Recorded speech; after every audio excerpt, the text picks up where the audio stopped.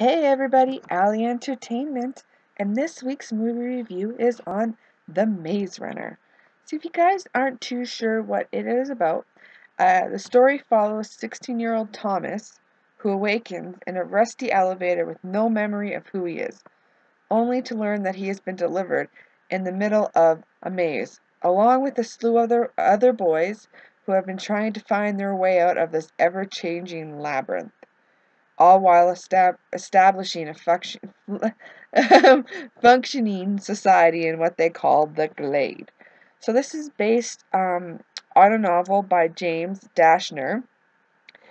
He has 3 books for the Maze Runner series. So I'm guessing that you probably will see more movies regarding this. At the end of this movie, it kind of left, not like a cliffhanger, but it left showing that there was going to be another one. So actually, in fact, the second movie of this should be coming out in September 2015. All right, on to some of the actors and actresses. In this movie, there wasn't really any well-known. And then we got, I'm not too sure if I'm saying this right,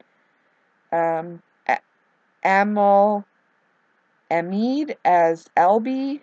He was the leader of the Glade, so he was the first guy to pretty much get dropped off. So, I mean, he's been around since 2003. He was in the Butler, Red Tails. He did a guest star in CSI Miami. Not a whole lot like you guys would probably recognize, but I mean he's been in a few things. All right, and this is one guy that I couldn't figure out. Like his face looks so familiar, but I couldn't figure out who it was. So it's Thomas Brodie-Sangster.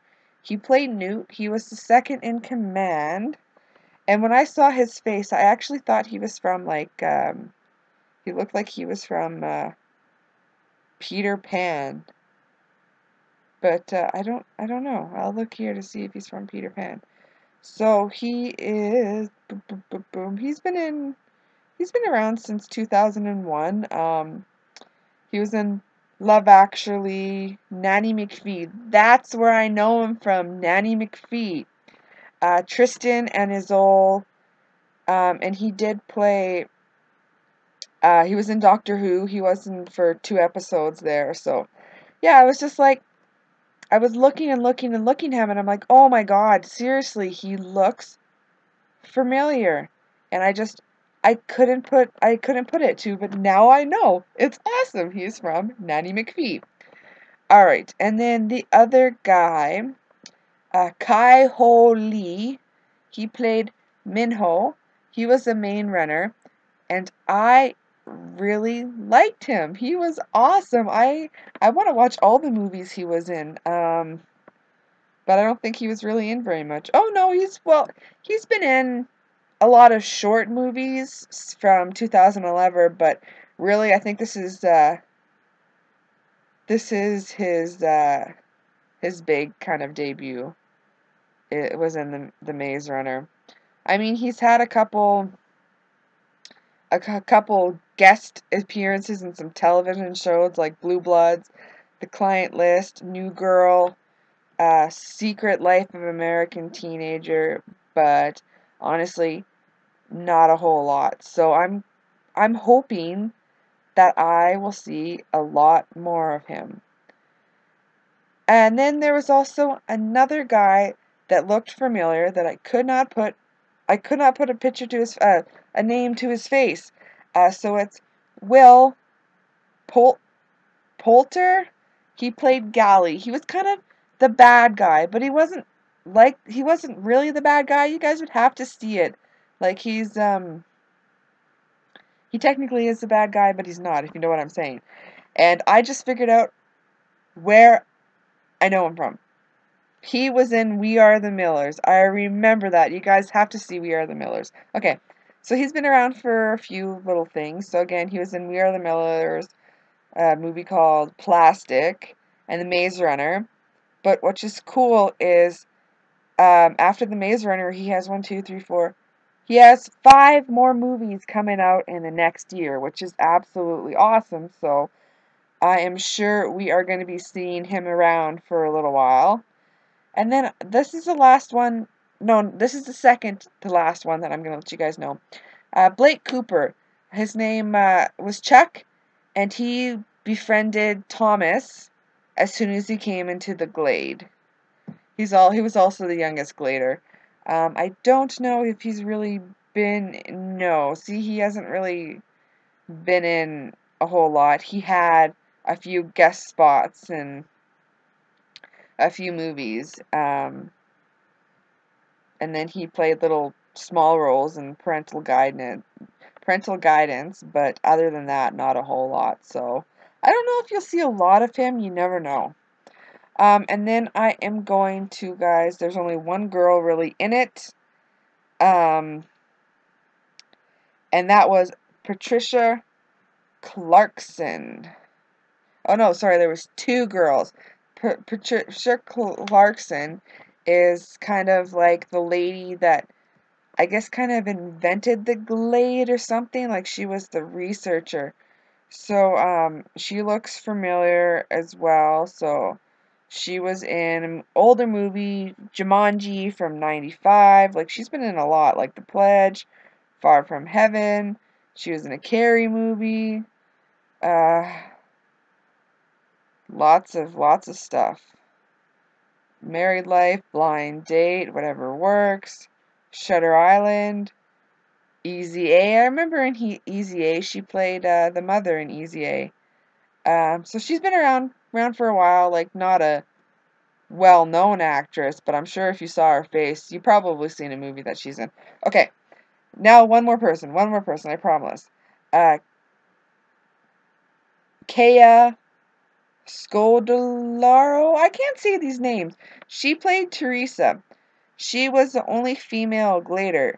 So when Thomas was starting to do stuff, they ended up bringing the female in and saying that she was going to be the last Glader.